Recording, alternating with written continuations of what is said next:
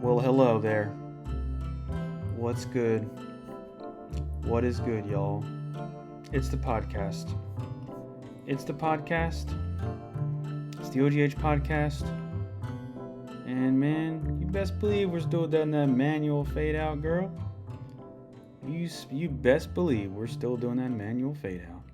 And I'm getting pretty good at it, honestly. So we're just going to keep it in. We're going to keep it in, and we're going to stay cash. We're going to hide the logo, and we're going to get started, y'all. Oscar guy here. How's it going, y'all?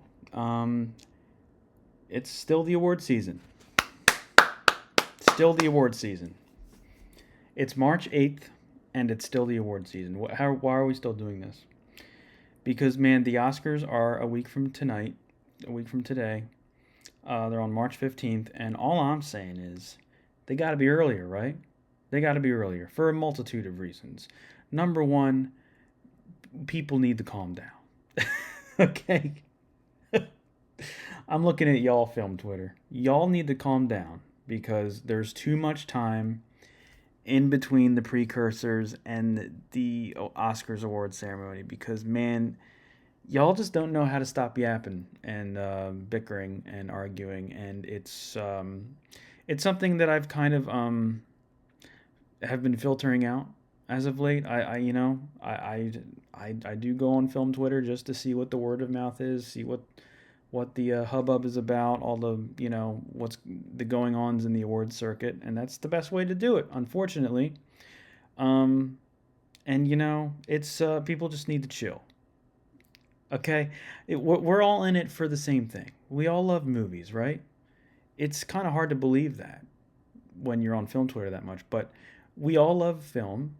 We all love the awards race. Sometimes you can like both at the same time, and some people don't even believe that. I, for one, do. This whole Timothy Chalamet thing with the ballet and the opera, he made a bad joke, a poorly timed joke, and now people are saying that he is not winning the Oscar because of that. I disagree because, well, I'm actually not predicting him to win, but Oscar voting ended when that video was published. The day Oscar voting ended was the day that clip started going viral or whatever. So, hey man, Oscar voting was done. So that did not affect his chances at all. So if he still is winning, then that's not going to affect him because voting is so just that's going on. And then there's something about Jessie Buckley and like Cats or something, which I don't even know anything about. And it's like, just let it be. She's going to win her Oscar. Timmy may or may not win his. It's going to be fine. Everything's going to be fine. I know people are antsy. I know people want the Oscars to happen just as much as me. But we all just got to breathe and just wait and be patient and make your predictions as best as you can. And that's that, okay? And that's easier said than done, I understand. But y'all, I just wish the Oscars would just be here already so we don't have to deal with all this stuff, all these discourses and stuff. And I know there's going to be some post-Oscars discourse, as there is every year. When one battle wins Best Picture, there's going to be a huge fallout of people. It's like, oh, this is our Best Picture winner. So I'm not looking forward to all that. But really, man, it's just like chill. Okay, just chill. And that's what I wanted to say up front because I want the Oscars to happen now, so I don't have to get caught in the whirlwind. And I'm not as caught in the whirlwind as I was last year. Last year was so bad that I almost quit the channel.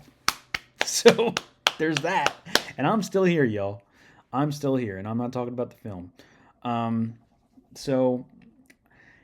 This year I've been playing it a little bit more casual. I'm not going out of my way to make videos every week, and I know I haven't been posting nearly as much content as usual, but man, it's just the pace that I want personally. And I got other things in my life that I'm worried about, that I'm prioritizing, and I'm just trying to do a balancing act here because I don't want to burn myself out, which I tend to do. So that's why there's a podcast episode every 2 months, and I apologize for that. And every time I say, "Oh, I'm gonna do a podcast this week," 9 times out of 10 it's not gonna happen. And that's on me, and I completely own that. But here we are. It's a week before the Oscars, and I haven't done a podcast episode in over a month, maybe a month and a half. And I just got to do it. I just got to just buckle down and do it. And we got some things to talk about, y'all, because this year, man, I, I seem to say this every year. Like, this year is insane. It's like so chaotic. Like, it's so unpredictable. Like, that, I was saying that last year, and then I ended up going 18 for 23, which is not too bad. But this year, I am actually like concerned for not only me, but like for other people predicting, because there are some categories that are just complete and utter chaos, particularly in the acting categories. One acting category is sewn up. Three of them, nope. Best Picture and Best Director sewn up. Best International Feature is a little up in the air. And some of the texts are still up in the air. The shorts, I mean, good luck. Good luck, y'all, with the shorts. I think one of them is easier than the other two, but yeah, the acting categories I think especially are gonna give a run for a lot of people's money.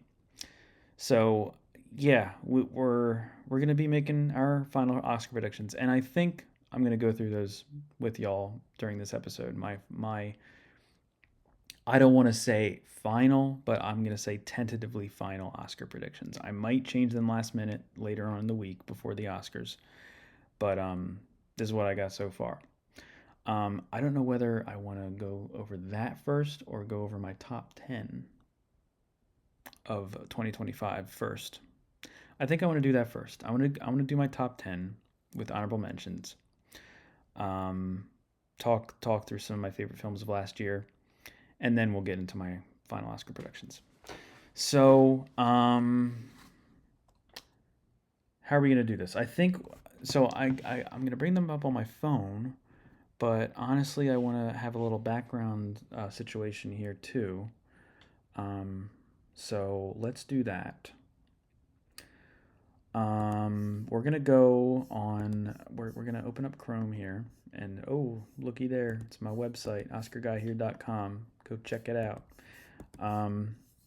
Let's scrunch me down. If you're watching the video podcast, we're doing some video stuff here. Let's reposition this. Let's reposition me right down here. Right. There you go. Here I am. Doing everything I can. Let's go to Letterboxd. And I'm gonna go through my honorable mentions of 2025. And I think 2025 was a great year for film. I think it was a great year for film. It was better than 2024, which I still think that was a good year for film. Some people disagree with that, but I still think there were some great movies in 2024. Although this past year was not quite as strong as 2023, the Oppenheimer year, I think that year was a little bit stronger, in my opinion. But this past year was pretty good. It was pretty damn good. Pretty damn good. I think it was a great year for film. And there's a lot of films. There's a handful of films that did not make the cut in my top 10 that I really, really enjoyed. I'm going to start off with some of the films that I was like that I liked, but I was kind of lukewarm on. And then I'm going to go up until the films that just barely made the cut. So starting off with a film called Ephes, which was good. I talked about it, I think maybe in the last episode, but this film kind of grew on me. When I first watched it, I was like, okay, like didn't completely work, but it was engaging and it was very thought provoking, especially near the end. But it grew on me the more I thought about it. It kind of stuck with me after I watched it. Over the course of the next week. and it worked. It worked for me. It's kind of a slow burn. It's kind of a little artsy. It's very Altman-esque. A lot of overlapping dialogue. A lot of baseball vernacular. It's kind of like a hangout movie. Um, it's kind of like the what do I say in my review here? I say like I don't want to review and log again. Come on, show your activity. There we go. Yeah, it's like it's about like a male emotional suppression and clinging to the past, anticlimactic nature of the end of eras, capitalism, unspoken inevitability of separation. It's all about that stuff, and it's done very beautifully. And I thought I'd give it a special mention here, an honorable mention. I gave it I think a 3.7 or a 3.8. Um, Next up in my honorable mentions is K-pop Demon Hunters, which I think I gave a 3.9 or 4, something like that. I liked it. I thought it was really good. Uh, don't think it's incredible. The animation's great. The story's fine. The characters are really cool. The music's fine. It's not really my thing, K-pop, but there are some songs in it that are pretty damn good. Golden is definitely not the best song in the film. I will say that. It's a good song. There are other songs in the film that are better, in my opinion. But it's a good song. It's a good movie. I liked it. I enjoyed it. I enjoyed it. Um, Next up in my honorable mentions list is Weapons. I liked Weapons. I think I gave it like a 3.9. Uh, and I liked it, and I didn't quite like it as much as I wanted to. I get the intention. I get the kind of unorthodox presentation and the editing, and it's kind of tongue in cheek nature. Um, but I felt like it could have been a little bit better. The story wasn't. It didn't really completely sell me. It's a little silly, both in a good way and also not in a good way. It's fun, but it's nothing really groundbreaking, honestly. It could have been a little better, but I did really enjoy it. Amy Madigan's great. Should she be nominated for an Oscar? That's up to debate, if you ask me. But it is what it is. She's great. She's fine. She's really good. The rest of the cast is great. Um, really good needle drops. Really good editing. Really good credit sequence. Really good. Not incredible, but really good. I thought it was pretty good. Next up is y'all might y'all might hate me for this, but Marty Supreme did not make my top 10. I liked it. I really liked Marty Supreme, but I didn't love it. Um, I'm just not really a Safdie film guy. I don't really connect with the whole Safdie stress movie. I'm not the biggest fan of Uncut Gems. I respect it. I think Adam Sandler's amazing in it. But that genre of movie, I'm not really about those movies. They don't resonate with me. It's beautifully done. It's beautifully made. Impeccably shot. Timmy is incredible. The cast is unbelievable. In fact, if you ask me, I think it should win Best Casting at the Oscars in a landslide. I think the casting is just that good. The ensemble is great. It's very well made and well written. Improvisation, from what I understand, but maybe that's not the case. But yeah, I liked it. I've only seen it once. I haven't rewatched it yet, but again, that genre of film, I'm not completely over the moon for. But it's good. It's really good. It actually borders on great. I give like a 3.9 or a 4 out of 5. So might get some flack for that, but hey, man, that's just my opinion. There's a lot of people that love this movie, and that's totally fine. Um, but it's good. It's good. Um, Next up is Train Dreams. Train Dreams is up. Train Dreams that got nominated for Best Picture and a couple of under the below line categories. Really beautiful film. Really beautiful film. I think I gave it like a 4 or 4-1. Joel Edgerton is great. Felicity Jones, Clifton Collins Jr., William H. Macy is a great, great brief performance in the film. Carrie Condon. It's a really beautiful film, very intimate, very tragic, but it ends up being very cathartic at the end. And it's beautiful to look at, to boot. It's has great cinematography, unquestionably. It's really beautiful. It might lull you to sleep, which it's a very meditative film and very cozy film. So it's what I'm saying is it made me fall asleep. I'm sorry, it made me fall asleep for the first time. But as soon as I woke back up, I rewound basically the entire movie back and I rewatched it when I woke up. So don't sue me for that, okay? Um, but it's really good. I really enjoyed it. It was really good. I think it deserves to be nominated for Best Picture, if you ask me. It was a really good film. Next up, and y'all are gonna cackle at this. Spinal Tap 2, man. I'm sorry. I and this is not just because Rob Reiner is no longer with us, which is just unbelievable to still think about. Um, Rob Reiner's swan song, Spinal Tap 2, The End Continues. I am a huge fan of the original Spinal Tap. Me and my friend went to go see Spinal Tap 2 in theaters, and we were just dying laughing the entire time. There are some jokes in the film that don't quite land, and there's some like lulls in the story beats and here and there.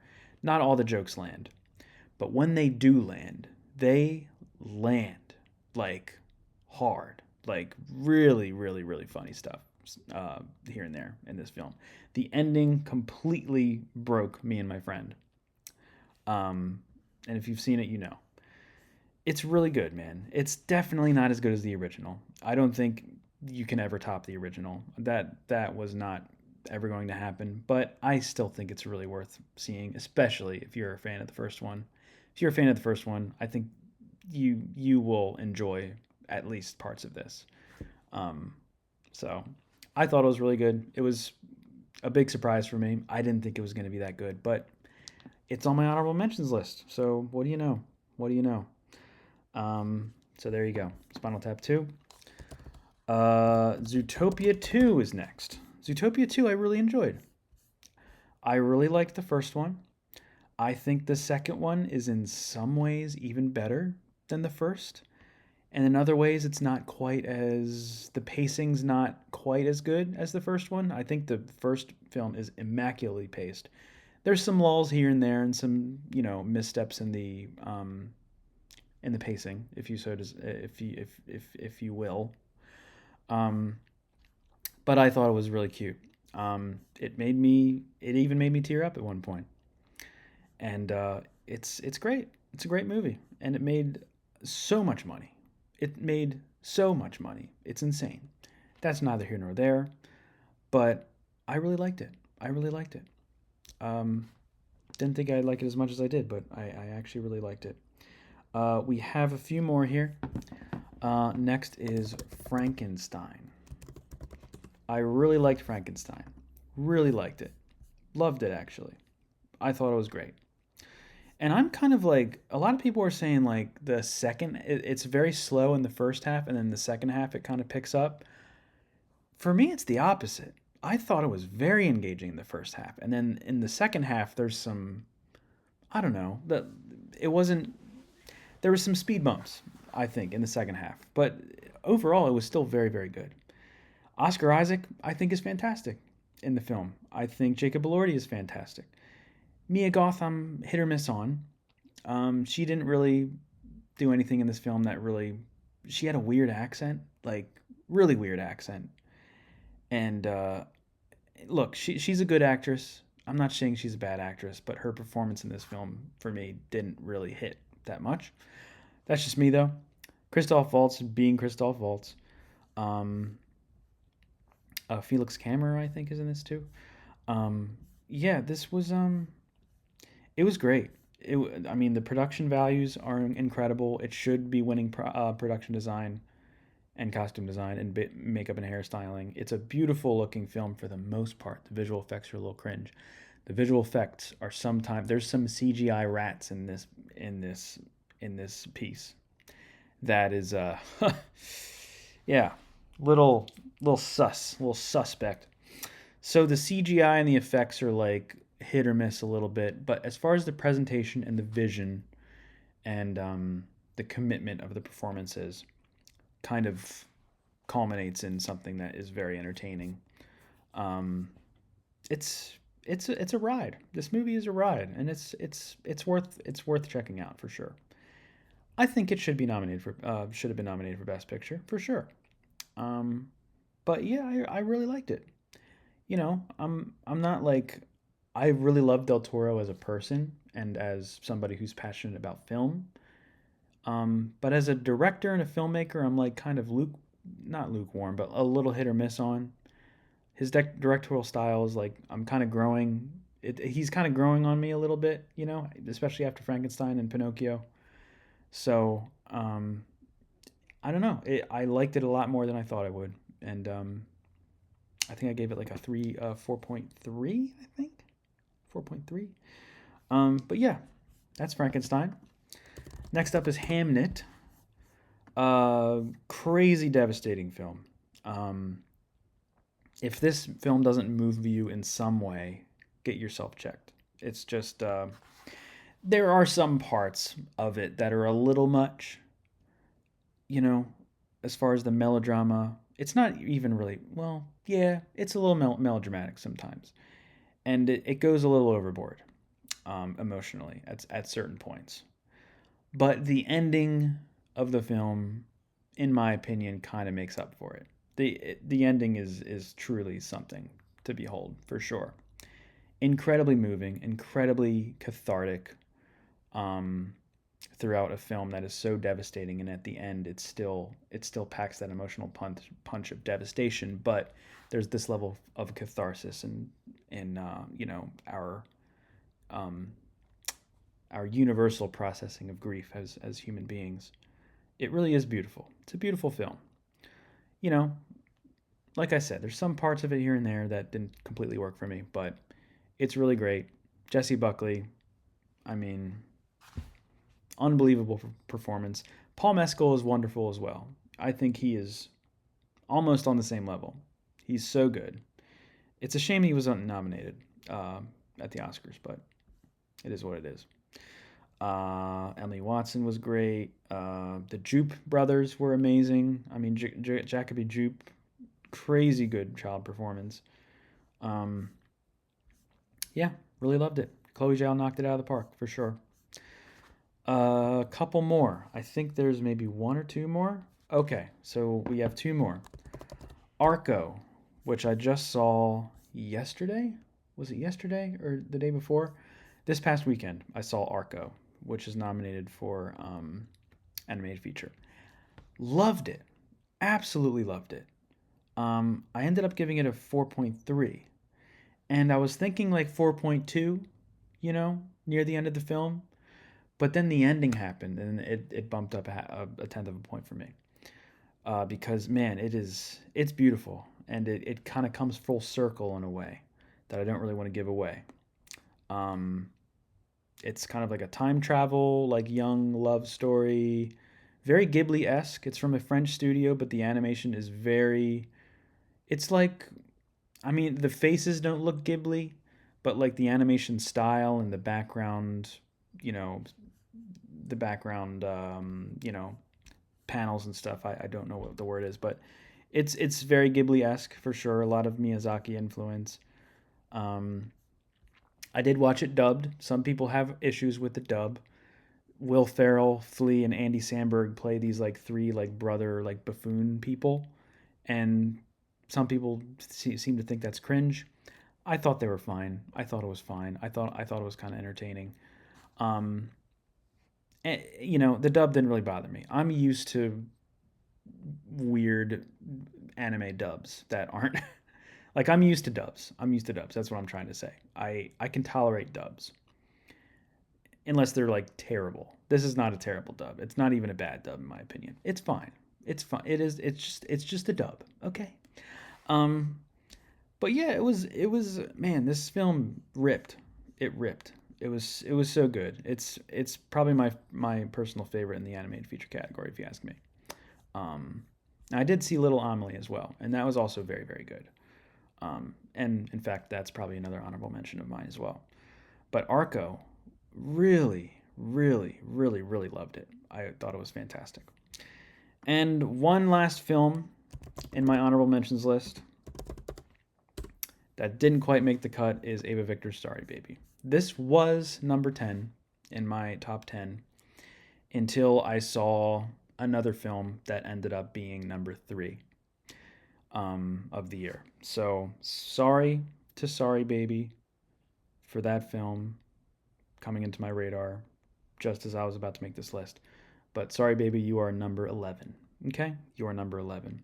Sorry Baby is so good. It's so thoughtful and so funny and so intimate, and there's not a whole lot of movies that cover the subject matter in the way that this film does, and it is a gift for sure for all of us. So Ava Victor, you definitely knocked it out of the park. You were amazing in this film. The script is amazing. Great supporting performers. Noemi Aki, Lucas Hedges with I guess this is one of his comeback roles. John Carroll Lynch has a great one scene performance. Um, really, really, really great segments. You know, the courtroom segment, the jury duty segment was in particular I thought was very moving. The ending is great. It's really great. And I really wish it would have gotten that screenplay nomination at the Oscars. You know, there was last minute buzz for this film thanks to Julia Roberts, but it just didn't happen, and they nominated Blue Moon instead, which is whatever. Blue Moon, that screenplay is very righty, very verbose. I get why they nominated it, but as far as an overarching theme and how challenging this script was, I think this is a more impressive script in my opinion. Blue Moon was good, by the way. I forget what I gave it. Maybe a 3.3 or 3.4. It was fine. Ethan Hawke is great in it, but other than that, didn't really blow me away. But Sorry Baby is fantastic. I've only seen it once. I've been meaning to rewatch it, but it is very, very solid. And ladies and gentlemen, that's it. That is my those are my honorable mentions, and we'll start off with number 10. Number 10 is Begonia, which I've seen twice. Begonia's crazy, man. Begonia's nuts. Begonia is nuts. Yorgos is back on his wicked. He's back with his wicked ways, if you will. He's back with his wicked ways. And at the same time, it's I think one of his most accessible films. I think Poor Things is a little bit more accessible, but Begonia has that freak quality, that freak nature that is kind of missing in his films like Poor Things and The Favorite, but it's still accessible to some degree because it's relatable to what is going on in the current political climate. Great performances by Emma Stone and Jesse Plemons, who is incredible in this film and should have been nominated for the Oscar, but it was a tight category this year, so he didn't make the cut. At least he was nominated at SAG and other places. But Aidan Delbus, amazing newcomer performance. Stravos did fine. He was good. Alicia Silverstone, a brief role. Great performances, great vision, great cinematography, some really crazy, distinctive shots in this film. Really darkly comedic. The kidnapping scene in particular. I remember watching that for the first time and just rolling. It's so silly. But man, is this film just devastating. It ends up being an unrelentingly pessimistic and cynical film at the end. The ending is one of the most bleak and most upsetting endings I've seen in a long time in a film. But that made it all the more effective. That made it all the more effective. It didn't really leave a bad. Well, I mean, it kind of left a bad taste in my mouth, but that was the point. That's the point. Yorgos basically with that ending, he was like, "Oh, you laughed at my film for the entirety? Well, here's this." And it's crazy. It's crazy where this film goes. But it's also pretty hilarious too. And not everybody can pull that off, but Yorgos. So, hats off to Yorgos. Hats off. Um, he killed it. He killed it with this one. And the fact that it got nominated for Best Picture and even like took off in awards season, like in the award season, like kind of baffles me. Like when this film came out and when it was coming out, I was like, "There's no way that the Academy is going to touch this. It's too weird. It's too wacky." But it happened. They responded to it, and it still surprises me. It still surprises me that it's nominated for Best Picture. Screenplay, I think that could have gotten in any which way. And then Emma Stone, got in because she's in her Meryl Streep era. She's just taking chances and taking risks with her performances, and she's killing it. And of course, she got in. Um, and the score, oh my God, the score is incredidible. It's right up my alley. Like a score like this is right up my alley. And it's funny because like Jerskin Fendrix, who did the score, who also did the score for Poor Things, which I thought was comparable to the Oppenheimer score, if you ask me. Incredible work Jerskin does. Um, it's funny because like this score is kind of far removed from like the film's plot, and like because Yorgos basically gave him like a set of words like bees, spaceship, Emma Stone bald, basement, and like that's all he had to go off of, and then he just created the score based on those words, and then Yorgos just kind of plucked pieces out from the score and put it into the film, and it works perfectly, and it's so bombastic and really melodramatic and really insane. Um, but it works. It kind of has this clash of tones, in a way, and it makes it he makes it work, and it's really a feat. It's great. It's comparable to like Stravinsky's The Rite of Spring, which is which is funny because like the themes of that ballet and the themes of the film with bees and pollination and stuff kind of go hand in hand in a way. But that's neither here nor there. But the score is incredible. I'm so happy it got nominated for the Oscar.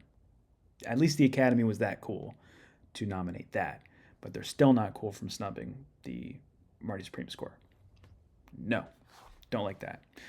But yeah, Begonia is great. It's my number 10. I gave it a 4.3, I think. Either 4.3 or 4.4. So that's Begonia. Next up, my number 9 is Sinners, directed by one Ryan Coogler. That could be a little bit low for people. I know number 9 is a little low for y'all people, but that doesn't mean that I didn't like it. I loved Sinners. It's great. I gave it a 4.4, okay? That's a very, very positive review from me, okay? So don't at me, all right? Don't at me that Sinners is not in my top 5, okay? It's a great film. It's a great film. Is it a masterpiece? I think that's up for debate. I don't know. I'm not completely there yet, but I still think it is really damn good. Really damn good. There's some lulls here and there. It takes a little bit to get going a little bit in the beginning. The beginning's good. The beginning part of the film is very underrated, actually, I think. But once they're at the juke joint and they're kind of some of the characters are going back and forth, and they have like backgrounds and histories that I'm not really completely sold on, and like some of the story beats just didn't add up completely for me, particularly in the center of the film. But once things start going off in the second half, then it starts getting really crazy good. The crafts are amazing. The cinematography, I think, is amazing. Some people, have criticism with how dark the film is, as far as, the lighting is concerned. I get that, but if I set that aside, other than that, like the aspect ratio changes and all that stuff, I think is beautiful.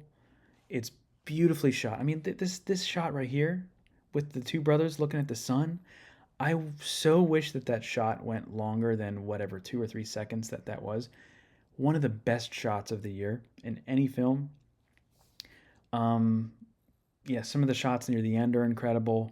The shots outside with the vampires like dancing their Irish jigs, like really, really great segment of the film, in my opinion. Um, it melds a lot of different genres. It melds action. Um, it melds, musical films, especially with blues music, drama, comedy. It's kind of a blockbuster film. It hits all these marks. Um, and it's an original story. It's original black story from an amazing filmmaker. The the the fact that it is this successful, has made this much money, has made this much of a splash, and it is the most nominated film in Oscar history. What I mean, what else do you want? That's those achievements are incredible for this film. So it's great. It's a great movie. It's a great movie. Um, it is my number 9, but at least it's in my top 10, y'all. Okay. It's great. It's great. Michael B. Jordan gives a great, you know, dual performance. I think he did his work. He put in work. Haley Steinfeld's great. Miles Caton. How does that kid play the guitar like that after 3 months? Like it took him 3 months to just play like that. Cool, cool man. Um, Jack O'Connell, great villain performance. Wunmi Masaku's great. Delroy Lindo, dude. My man, Delroy Lindo, dude. I've always loved Delroy Lindo. He should have not only been nominated for the Five Bloods, but I think he should have won for the Five Bloods. So they made up for it, for the Oscars to nominate my man Delroy in supporting actor. I am still beside myself about that. I'm so happy that happened. Um, yeah, and I think the night before Oscar nominations were announced, I did rewatch Sinners, and I was like, man, it's such a shame that Delroy Lindo's not getting nominated. He wasn't nominated for any precursors. He didn't take off. Boom! The next morning, unbelievable. Made me almost run out of my room. So Delroy Lindo, man, what a guy, what a guy. And he's kind of the spokesperson of the cast. When the cast won SAG Ensemble for this film, he was kind of the spokesperson that kind of gave the speech, and he's been on the awards circuit and the campaign the campaign circuit, and he's just great. He's a wonderful dude, seems like, and a great actor. So, but that's Sinners. Sinners is number 9. My number 8, No Other Choice, by director Park Chan-wook. Really loved No Other Choice. This is another film that I've only seen once, and I've been meaning to circle back and rewatch it. But it was great. I really loved No Other Choice. I'm trying to think of like things that I didn't like about it first. I know that's a little curmudgeon-y in my part, but I mean, it is a little long. I mean, it does drag slightly. There's some, parts here and there that could have been maybe trimmed down, or but when I think about when I think back to those scenes, they were still so entertaining and still filled with so much symbol. The thing about Park Chan-wook's films, they're so filled with symbolism, either visually or auditorily or like in a complete sensory package. Like there's a lot crammed into his films in each and every scene. So it's kind of hard for me to say that, like, what could he possibly cut from this thing to make it better? Again, it's been a while since I've seen it, but that would be like my only criticism, is that it's a little long. But Very entertaining, very darkly funny. It's about how cooked the job market is in Korea and seemingly everywhere in the world, and the rise of automation and AI, and how one man will go to any length to secure a job.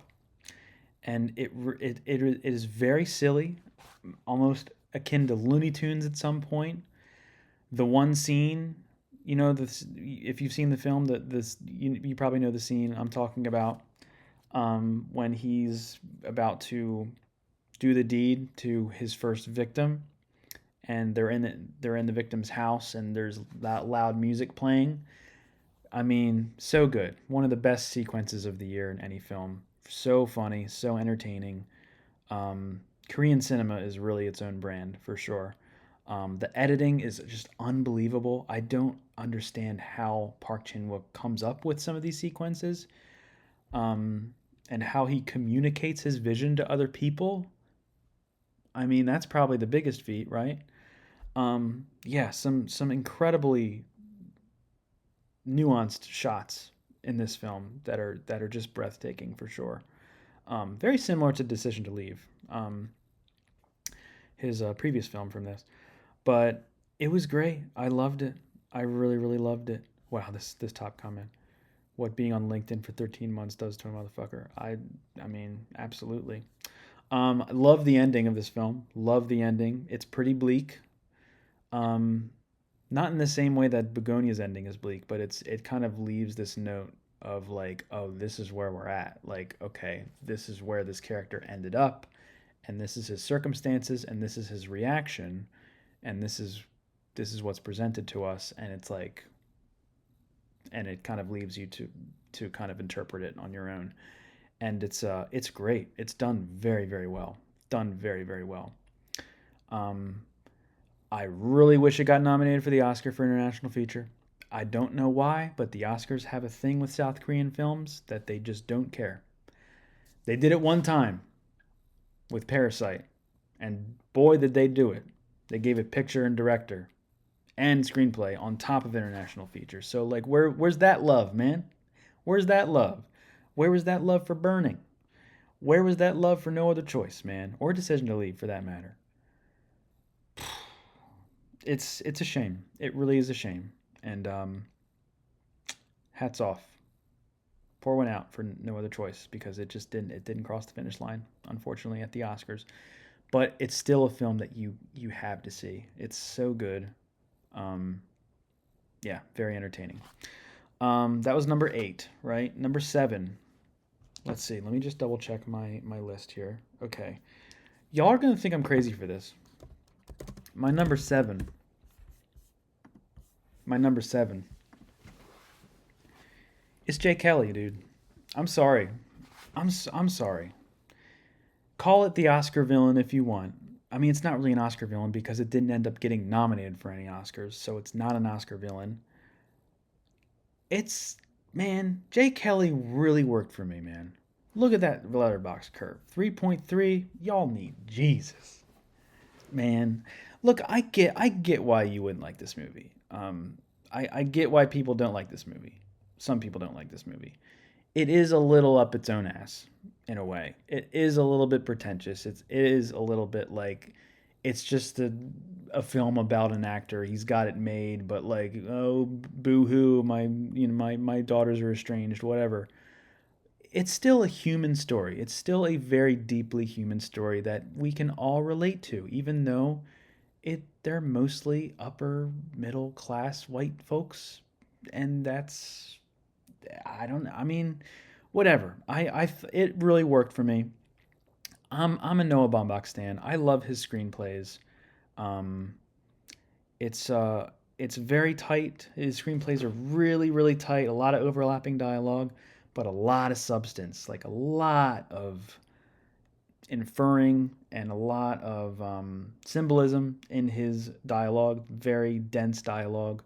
And I just love that. I love that shit. I eat that shit up, dude. I eat it up. And I ate this film up. And I'm sorry. I've only seen it the one time, but the one time I saw it, I thought it was great. I thought it was great.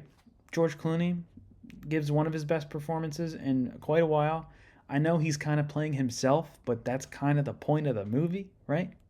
Adam Sandler, he got really far this award season. Wasn't nominated for the Oscar, but he got nominated at Critics' Choice and Golden Globe. Man, that's something, man. That's something. He did really good. He did really good. Um, there's some laws here and there. Like there's a whole subplot with Sandler and Laura Dern's character that I think could have been shoved to the wayside, if you ask me. And even when I watched it the first time, it kind of like went over my head a little bit. I'm like, oh, what was that all about? Like, who cares? Okay, moving on. So it's not perfect at any degree. It is not a perfect film, but as far as like a cohesive whole and where it begins and where it ends up and kind of comes full circle, it's really good. It's really effective. I thought it was great. And the ending is definitely a gut punch for sure. In the best way, I think. And I loved it. I loved it. Oh yeah, and Billy Crudup only almost steals the movie near the beginning of the film. Um, yeah, I thought it was great. I thought it was great. It's a damn shame that it never took off the way it did. It had very light momentum at the beginning of award season, and then it just died, crashed and burned and died out. And justice for Jay Kelly is all I gotta say. I really enjoyed it. I really enjoyed it. Sue me. I really enjoyed it. Don't at me, film Twitter. Okay, so we're at number 6 now. Okay, so this is a film that I've also only seen the one time, but my number 6 is It Was Just an Accident, directed by Jafar Panahi. This is another film that I don't want to say crashed and burned toward the end of award season, but it definitely lost a ton of steam and momentum for whatever reason. Look, the international feature race this year has been insanely packed. So many good international films this year. And we'll get to more of those in my top 10 list here.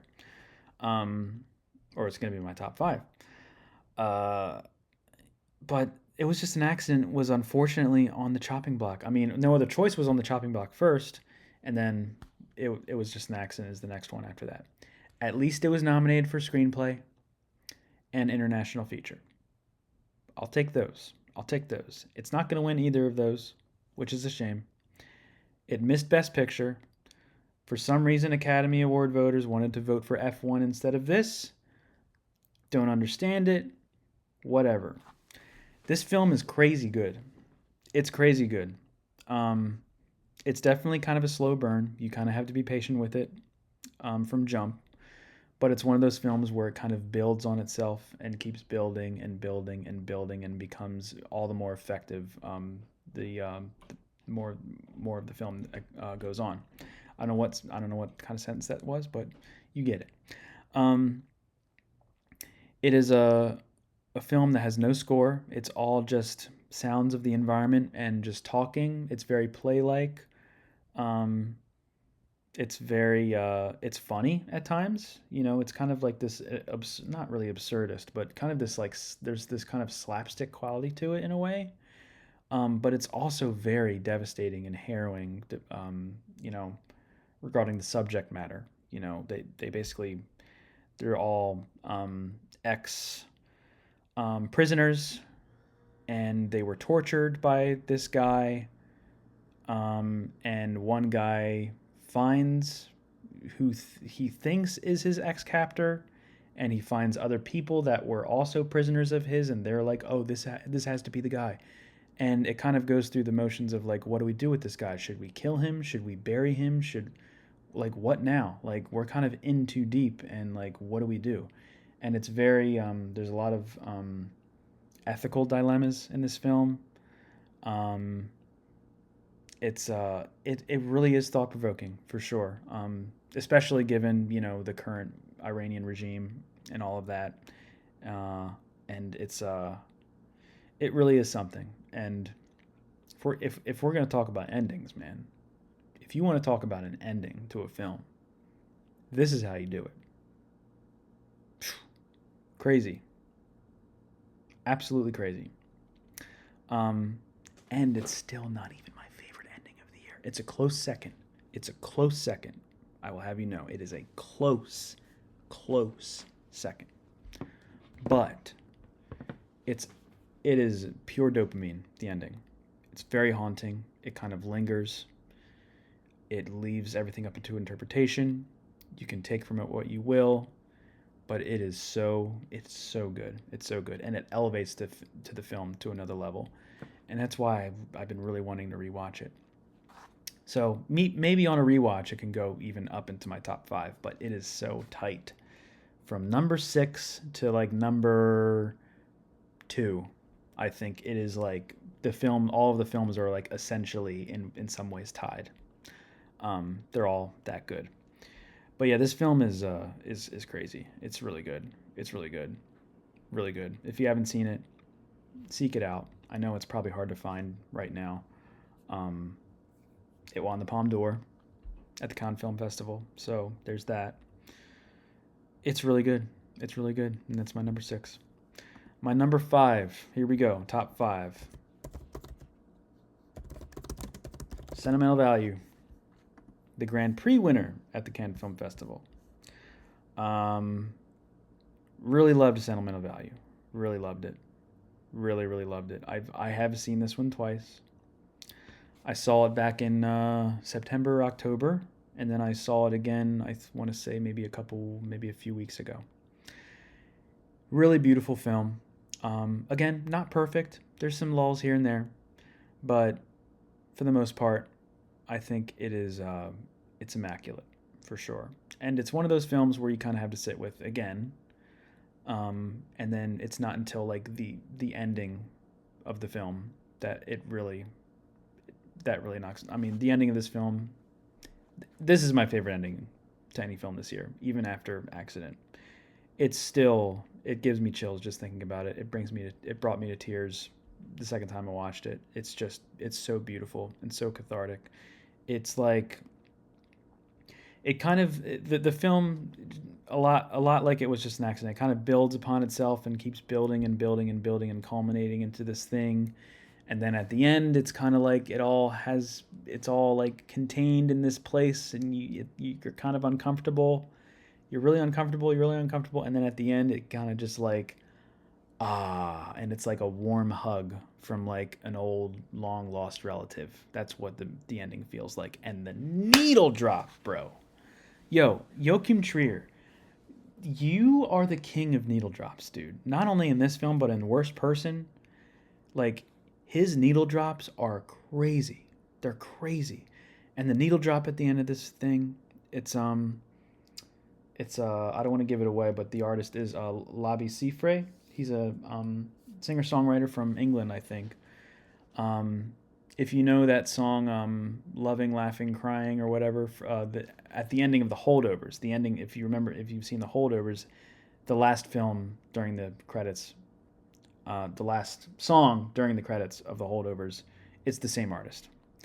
So I was already familiar with the song that Sentimental Value ends with, and once that needle drop happened, I'm like, that's it. This is going to be the ending. And I was like, oh my God. I was so moved by this film at the end. And it made my score go up.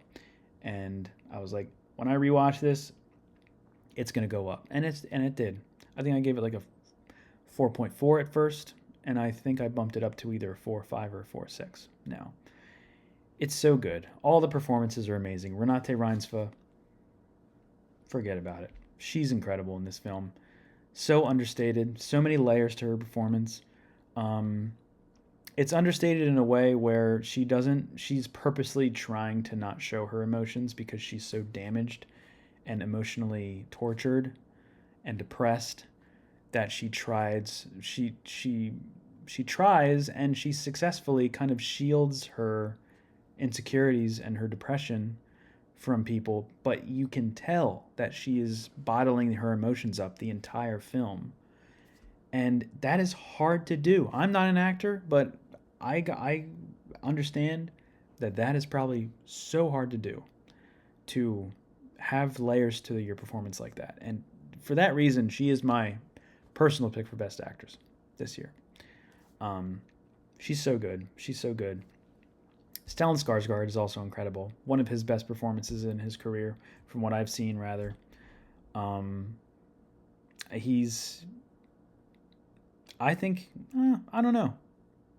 I would love to see him win the Oscar. I don't think it's going to happen because he's only won Globe, and that race is just so up in the air right now. And for him to only win Globe and not get nominated at SAG, it's probably not going to happen for him. Would love to see it, but he's great. Inga Ibsdottir Lilius, wonderful. Norwegian actress that we were previously unfamiliar with her game, but she's got game, dude. She's great. She's great in this film. Elle Fanning is also great in her own right. The rest of the ensemble, Anders Danielsen Lee is in it. A lot of the other performances really solid. Great needle drops, great editing, wonderful editing. Some of the best editing of the year. The montage sequences are really, really awesome. It really is a beautiful film, beautifully written. It's very sincere. Go see it. Go see it. It'll probably win international feature, but giving it a run for its money is my number 4, which is The Secret Agent, directed by one Kleber named Mendoza Filho, starring one Wagner Moura and company. Because man, the company in this film, the ensemble in this film, is so unique and eclectic and great. This film is so good. The Secret Agent is so good. And then this is one of those films that I was patient with its slow burnness. And right when it finished, I'm like, oh, that's an all-timer. That's an all-timer, right? It's an all-timer. It is so sure of itself. It's so calculated and paced in a way where the world building and the actualization of its time and its place, whether or not you know about 1970s Brazil and the Brazilian dictatorship, it is all the more affecting because of how it's presented in all of those aspects that I just mentioned. It's like such a confident vision of that time period and what people were going through at the time, and how people lived their lives under this dictatorship, and how they just kind of made it work despite all of this corruption that was going on, like flagrant corruption in the press, in the media, in people's behaviors. I mean, I didn't really know anything about it until I watched this movie. And when I watched the movie, I'm like, oh, I completely understand. I completely empathize with these people. And that is also not very easy to do. And Kleber Mendoza Filho really knocked it out of the park in that regard. And to help him out was Wagner Moura, who is my personal pick for Best Actor. Again, very understated performance, very layered, very human. This man just wants to be with his son. He just wants a happy life. He doesn't want to be running his whole life. He just wants a routine. He wants security in his life. But he's got all of these obstacles that he has to, make hurdles over because of his situation and because of where he's at in his life. And he still doesn't fail to have a good time along the way at Carnival. And it's beautiful. And, again, it's a film that you kind of have to be patient with. It kind of jumps around a little bit. But if you get on this film's wavelength, it is so rewarding. It's so rewarding. Some great needle drops, too. Some great Brazilian music in this thing. The ending is devastating, in my opinion. It is just so devastating in the best way possible. It really is a throwback, too, to 1970s cinema. Not just Brazilian cinema, but like cinema in general. There's like a love for film quality to it because without giving it away, there's like a premiere of a very famous and groundbreaking film like during this time, 1977. You could probably guess what film that is, although the film came out, I guess, a couple years later than it did in the U.S., but I digress. So there's like that aspect of it. It's also kind of a love letter to like movie going, you know? It's great. It's so beautiful. And the more I talk about it, maybe it should be higher on my list, honestly. But man, the top three is so tight. It's so tight, but it's really grazing the edges of my number three. Secret Agent is amazing. It's so good. It's so good. Seek it out. Be patient. It's a little long, but I think it's finally wonderfully paced. It's worth your time and effort for sure. Now, this is the film that I watched that knocked Sorry Baby out of my top 10. And this is a film that I had been wanting to see for a very long time. I finally saw it recently. And I didn't think it went as hard as it did. I didn't, I didn't know, I didn't know your game, Sarat. I didn't know your game. I wasn't aware of your game, dude. Oliver Lache, I was not aware of your game. Okay? Bro, Sarat rips. It rips, dude. And what's crazy is that look at this letterbox curve, bro. This film does not work for everybody. It's a very divisive film. In fact, when I saw it, there's a scene maybe 2/3 of the way through the film that is so shocking and just insane that if you're not on the film's wavelength by that point, when that moment happens, you're checked out. And these two women that were sitting right over here next to me, they checked out. That film, that moment happened, they said, it's not for everybody. The Sirot's not for everybody, man. It's intense. It is really intense, and some people think that it is, and it's dark, man. It is really dark and really unforgiving in its dreariness and dreadful. It's really dreadful. Like some of the things that happen in this film are it's a kind of a downer, but it doesn't mean that it's bad. It's just a little challenging, right? Right? But what's tying all this together is not only its vision, its directorial vision, its very nuanced cinematography, its patience, but the music is the forefront. The sound and the music of this film is kind of at the forefront. That's kind of carrying this dreary kind of pulse pounding tone throughout it, and it just works. I don't know how he came up with this vision, but like it just works, man. It works, and it's it's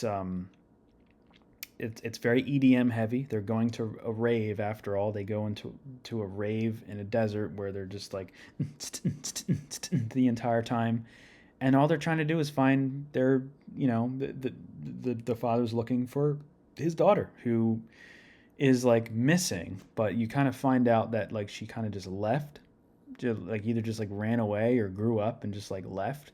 But he was like, wow, we have to find her.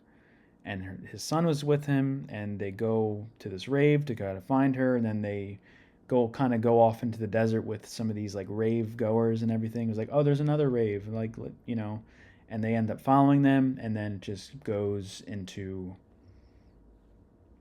whatever it goes into. And I'm not going to go into it, but the places where these people go and the things they run into and the things that happen to them, it gets crazy, bro. It gets crazy. It gets crazy.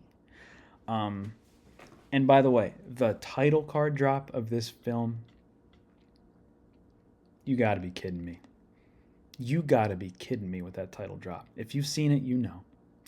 It's one of those films where the title drop doesn't happen until like well into the movie, like kind of like a Drive My Car, where the title drop happens like 35 minutes in.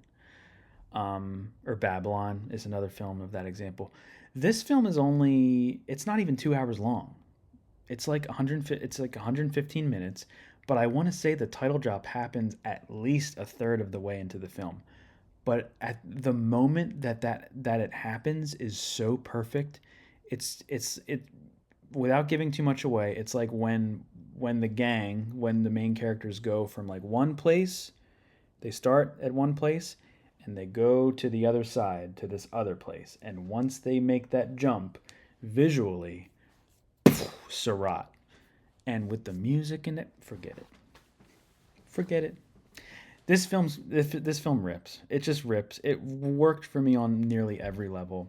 Again, it's not perfect. None of these films are perfect, really. There's not. I will say, last year was my favorite film was The Brutalist. I gave that a 5 out of 5. I circled back on it. It's a 4.9. There's some things wrong with The Brutalist, but it's still incredible. It's still a masterpiece. Year before that, Oppenheimer. That's a 5 out of 5 movie, undisputable. Still, year before that, what I give Banshees 5 out of 5 in my opinion. There's no film this year that's a 5 out of 5 for me. At least yet. At least yet. You know, I haven't even seen my number one on this list more than once. I've only seen it the one time. And even that's not a 5 out of 5. Still a near masterpiece. But my point is, none of these films are perfect. Okay? None of these films are perfect. Surratt is, I don't know. I can't really say like what is wrong with this movie. I mean, it's a little heavy-handed. It can be a little heavy-handed. It can be a little much at times. But I think that's the point. I think that's the point of the movie, right? I think that's the point. But maybe it could have given a little. Can we have a little bit of a break from all this? Just a little bit.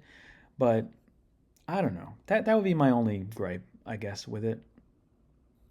Other than that, it's like, it's great. It's so good, man. It's so good. Surratt rips. Watch it. Please.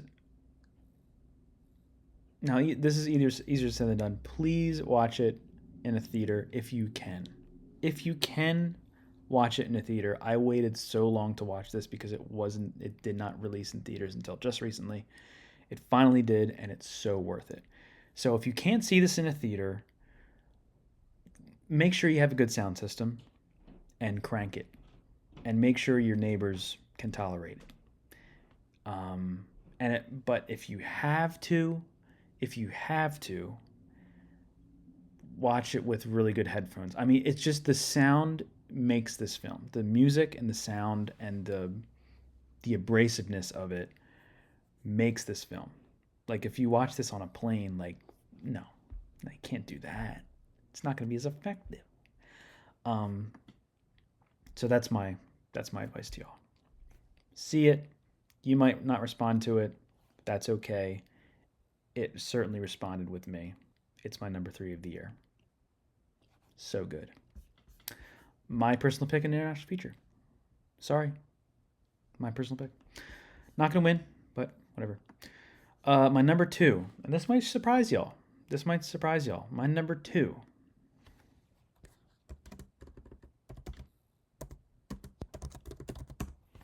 One Battle After Another. My number 2 of the year. What's your number 1, James? Be patient. Let's talk about One Battle After Another. I gave One Battle After Another a 4.7, which is incredibly good. It's a very, very, very high score. It ranks... See, look, I'm a huge fan of PTA. We're all fans of PTA, right?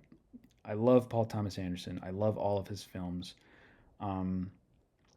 His films are so good that you can rank pretty much 8 out of the 10 films that he's made in pretty much any order, and then that would be a valid list. Like all of his films are that good.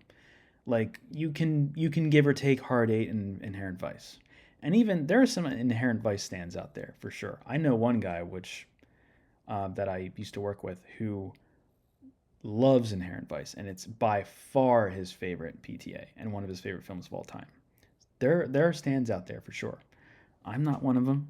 I think that film is good, but I have problems with it. But we're not talking about Inherent Vice. We're talking about PTA. I'm saying the rest of his filmography you can rank in any which order, and it's a valid list. That's how good of a filmmaker he is. One Battle for me is number 4. Out of his entire filmography, it is number 4 for me, and that's saying a lot. If you fall in the top 5 PTA, you got a near masterpiece on your hands, and this film is a near masterpiece for sure. I don't call it a masterpiece. Some things wrong with it, but there's not a whole lot of things wrong with it. It's it's you do have to get on its wavelength. In the beginning, the beginning kind of takes its time with its exposition, introducing the characters and where they come from before it kind of jumps to the present day and analyzes their current situation and where they're going from there. But there's a lot of exposition and a lot of building, character dynamics and world building in, I guess, like the first 30 minutes of the film. So once you get past that, and then it starts to kind of take off with, Leonardo DiCaprio's character in his, stoner era. That's really when the film starts to kind of hit its stride and kind of culminate in this epic journey that everybody goes on. And it's in pure PTA fashion. And it's a blockbuster. It's an action film. It's like a chase film. It's kind of like a road-ish movie in a way. There's car chases, but it's all in the style of PTA and his vision and his language. And it works on every level for sure. And all the performances are incredible. The score by Johnny Greenwood is great. Very memorable. His editing style, where it kind of jumps here and jumps there and jumps here, it's all there. The PTA's language is all here. It is endlessly rewatchable. I've watched it 3 times at least. I actually started watching it a 4th time last night before bed. But PTA's films you can just watch over and over and over again, and not even necessarily try to unpack it in a new way or try to notice new things. It's just he kind of puts you under a spell, over time. After each rewatch, you're kind of under his spell, and it's oh, I understand. He's doing something that I can't really explain. On a subconscious level, his filmistic language is very unique in how it's presented and how his characters interact with each other and how it's written, and it's a little bit meandery, but it's also very structured, as a whole, cohesively at the same time. I can't really explain the PTA magic, but this film has that PTA magic for sure. It's great. Leonardo DiCaprio is great in it, obviously. He plays this kind of stumbling, bumbling, pothead, ex-revolutionary guy who kind of gets sucked into this world again. His daughter, played by newcomer Chase Infinity, is fantastic. Was this close to getting nominated for the Oscar, didn't quite make it. But she is great. Sean Penn gives an outstanding villainous performance. I don't want to say quite on the level of Javier Bardem in No Country and Heath Ledger in The Dark Knight, but kind of close. He's kind of in that camp.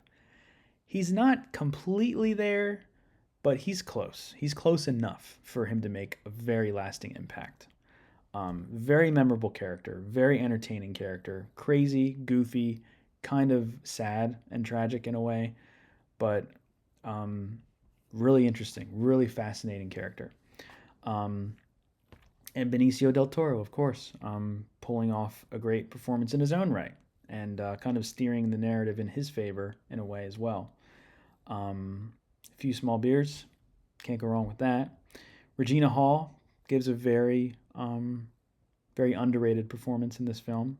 She doesn't have a lot of screen time, but she is fantastic. And of course, we got to talk about Tiana Taylor. Tiana Taylor. I mean, what's all that about? I mean, where'd she come from? She has such a commanding screen presence.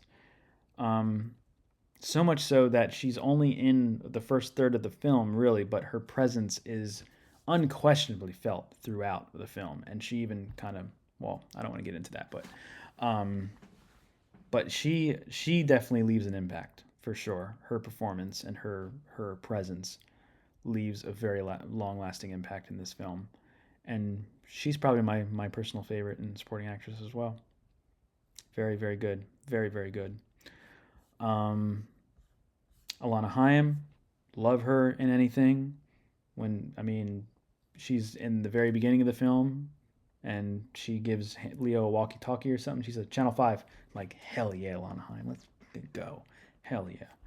Um, Jim Downey, great performance, great small performance as one of the Christmas adventurers. And by the way, I think the best scene in the film is the Christmas Adventurers Club. Not the first meeting, but the second meeting where they bring in when they're in the basement of that lady, and they bring in the guy to do the thing, and they tell him about the thing, and there's like a duck, like taxidermy duck flying in the background, whatever.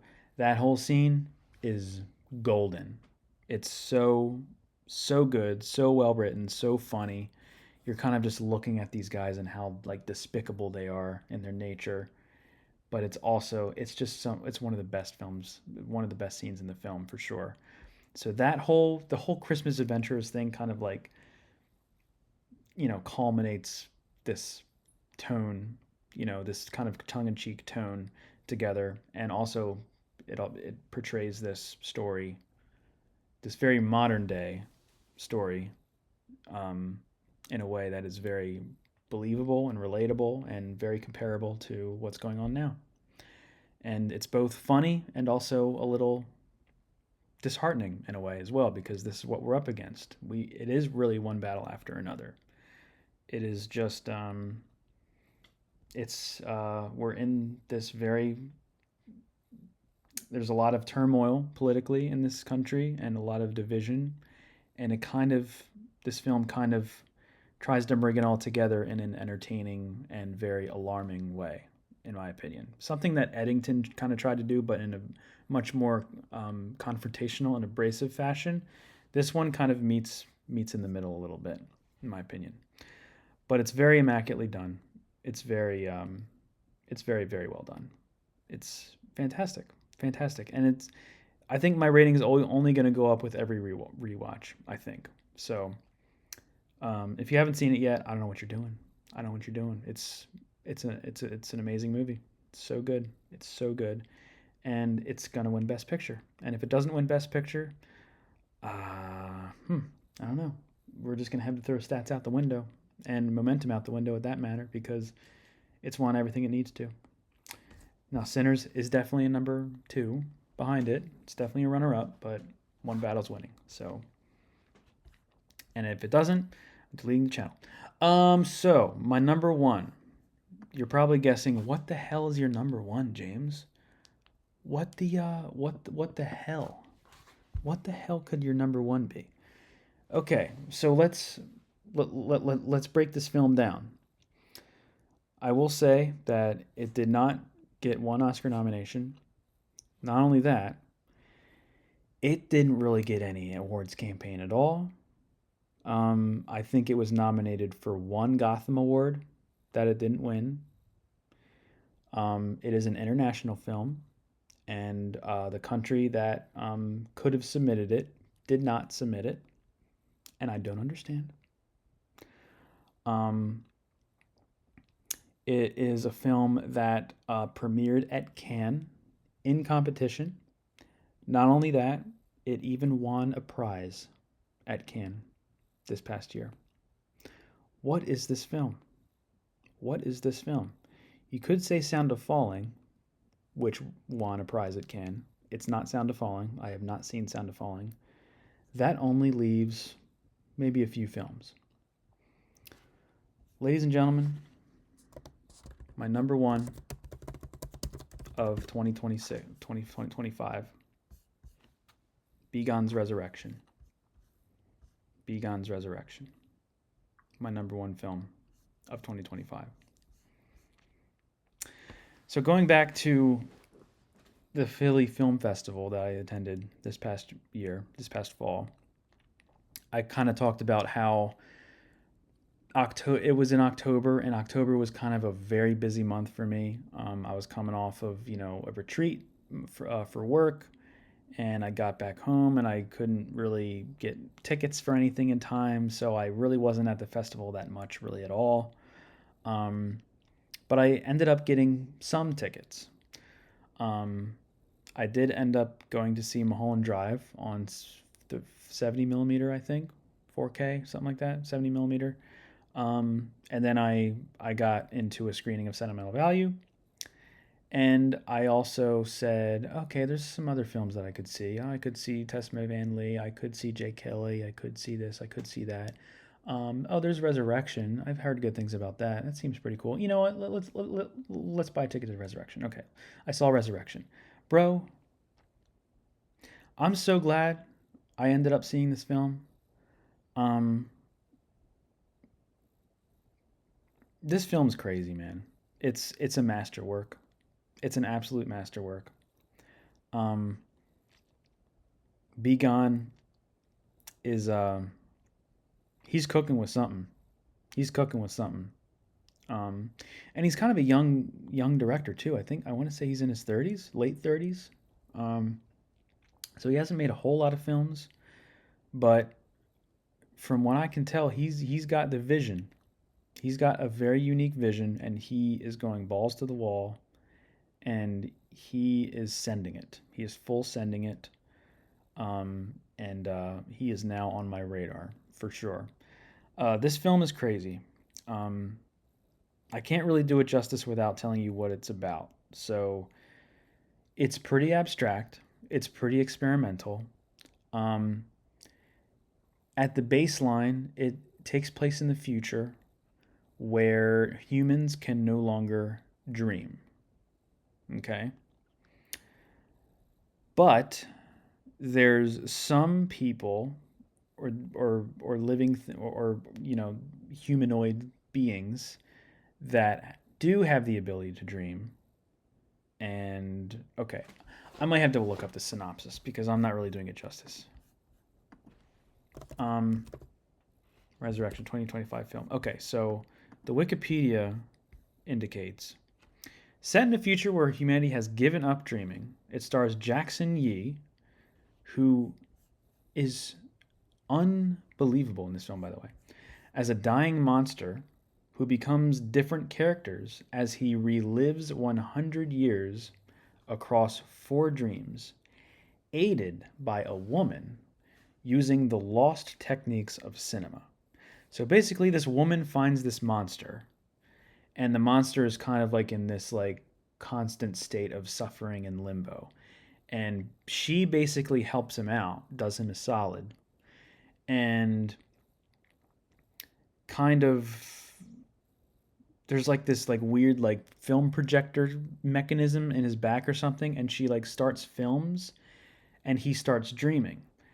But it's kind of like a slow death for him. It's like, I'm going to put you out of your misery, so you're going to die, but over the course of your death, however long it takes in this world, you are going to dream 100 years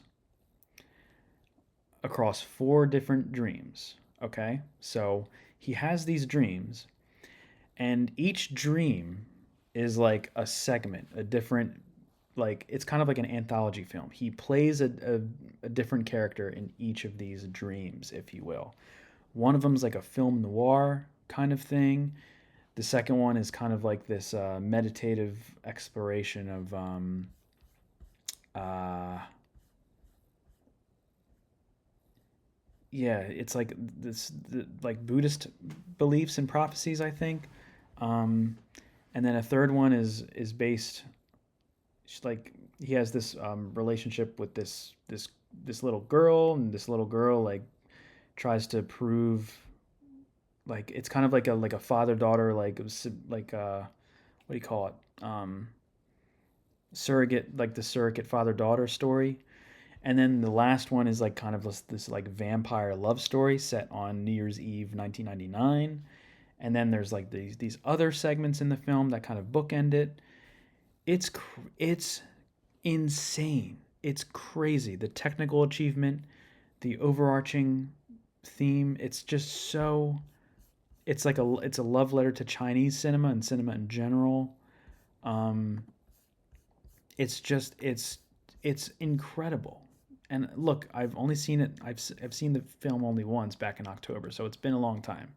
So I'm kind of struggling to recount it as I'm doing right now. But um, it is incredible.